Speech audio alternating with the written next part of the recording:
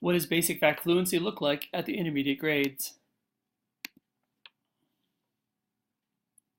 Basic fact fluency at grades 3 through 5 should have students be efficient, appropriate, and flexible in the application of single-digit calculation skills, and is an essential aspect of mathematical proficiency as they get into higher and higher grade levels. Now, there are phases that students are going to go through for basic fact fluency. The first phase is just trying to figure out the math facts. We're not looking for students to automatically know a math fact, such as 3 times 7, when they're first starting to look at multiplication facts. What we're looking for them is to develop the conceptual understanding of these math facts as procedural knowledge first. Now, the second phase has us providing students strategies for remembering math facts. These strategies will range from very basic to more complex as they get into further and further development of their mathematical understanding.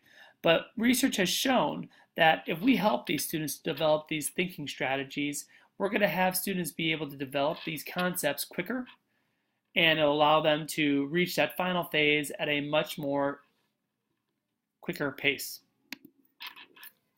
The third phase is developing that automatic recall of math facts. Now, we know that this is not going to be the same time for every single student. Many students will be developing these math facts all the way through 4th, 5th, and even into 6th grade, depending on their readiness at that point in time.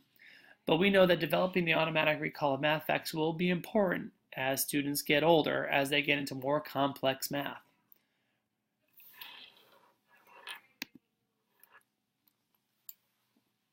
Now, basic fact fluency really ends in 3rd grade with multiplication and division. And students in 3rd grade, or by the end of 3rd grade, should fluently be able to multiply and divide within 100 using strategies. The two major strategies that students are going to be using are fact families, which describe the relationships of multiplication and division, and the properties of operation. Now, properties of operation range from commutative to associative to distributive properties.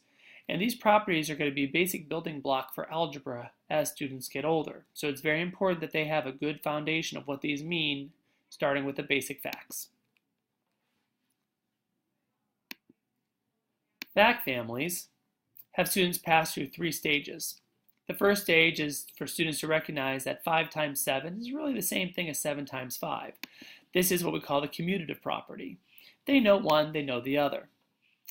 Okay, the second stage, students are going to be able to use the known facts to solve missing number tasks. This is going to be very similar to algebra down the road. So if they know that 5 times 7 is 35, then they can also figure out that 5 times some number is equal to 35, or that some number times 7 is equal to 35. The third stage is that students are then be able to recognize that relationship between multiplication and division. Knowing that if 5 times 7 is 35, they'll also know that 35 divided by 5 equals 7. It's important for students to pass through these 3 stages and in this order so that there are no missing gaps along the way.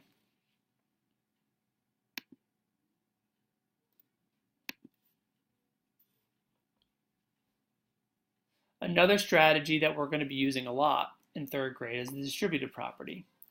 Students will use this property as a strategy to break apart one of the factors in a multiplication problem in order to use facts that they already know.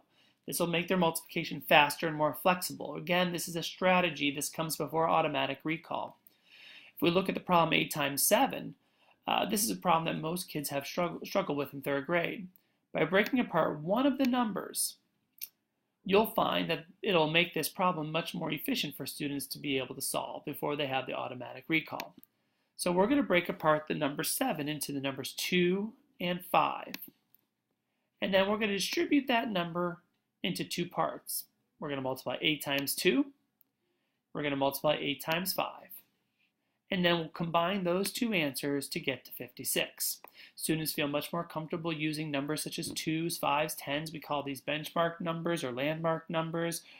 And it allows us to see numbers a little bit more flexibly, visually, or in our mind.